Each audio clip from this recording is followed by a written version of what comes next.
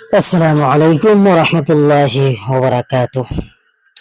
প্রিয় শ্রোতা, আজকে আমরা হাসাদ নিয়ে কথা বলবো, অর্থাৎ হিংসা এবং বদনজর। বদনজর কি? বেশিরভাগ বদনজর হয় আপনার ছোট্ট কোমল বাচ্চার প্রতি বদনজর লাগে।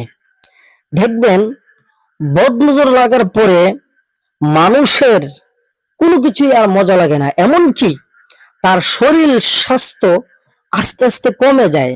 সে একদম চিকন মানুষ হয়ে যায়। অর্থাৎ তার স্বাস্থ্য অনেক ছিল, দেখবেন হঠাৎ করে তার স্বাস্থ্য কমতেছে, শরীর কমতেছে, শুকায় যাইতেছে শরীরটা, এমনকি কোনো কিছু খাইতে পারে না। যেগুলা হয়, এগুলা হলো বদনজরের কারণে হয়, হাসাদের কারণে হয়। এই বদনজর থেকে আপনি কিভাবে রক্ষা পাবেন, আজকে যে আমলটি বলবো, এই আমলটি আপনি 3 বার নিজে করবেন। অথবা যদি আপনার সন্তানের বদনজর লাগে, তাহলে আপনি এই দোয়াটি 3 বার পরে আপনার সন্তানকে আপনি ফু দিবেন। অথবা আপনার পরিবারের কারো যদি বদনজর লাগে, তাহলে এই দোয়াটি 3 বার পরে আপনি তাকে ফু দিবেন। ইনশাআল্লাহ ইনশাআল্লাহ দেখবেন আল্লাহর রহমতে সে সুস্থ হয়ে যাবে। এমনকি মানুষ ছাড়া আরো কোনো কিছুর মধ্যে যদি বদনজর লাগে, দেখবেন ভালো ফল গাছ, এবং ওই ভালো ফল গাছ বা আপনার বাড়ির মধ্যে অনেক কিছু হয় যে বদনজরের কারণে এগুলো নষ্ট হয়ে যায়, বা নষ্ট হওয়ার পথে, বদনজর হওয়ার পরে যে নষ্ট হওয়ার মানে আপনার উপক্রম হয়ে যায়। এমন সময় যখন হবে, তখন আপনি এই দোয়াটি 3 বার পরে ফু দিবেন। ইনশাআল্লাহ সুস্থ হয়ে যাবে, ভালো হয়ে যাবে।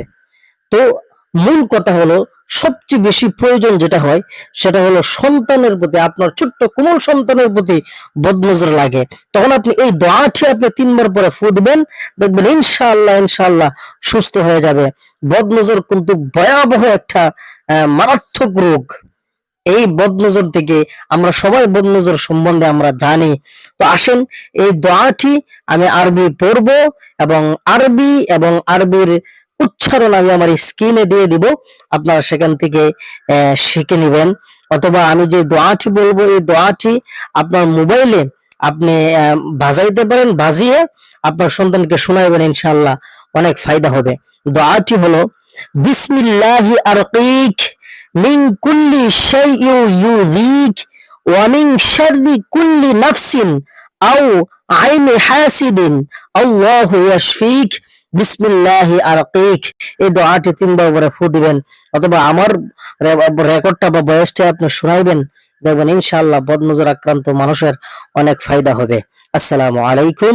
ভিডিওটি ভালো লাগলে লাইক, কমেন্ট এবং চ্যানেলটি সাবস্ক্রাইব করে রাখবেন।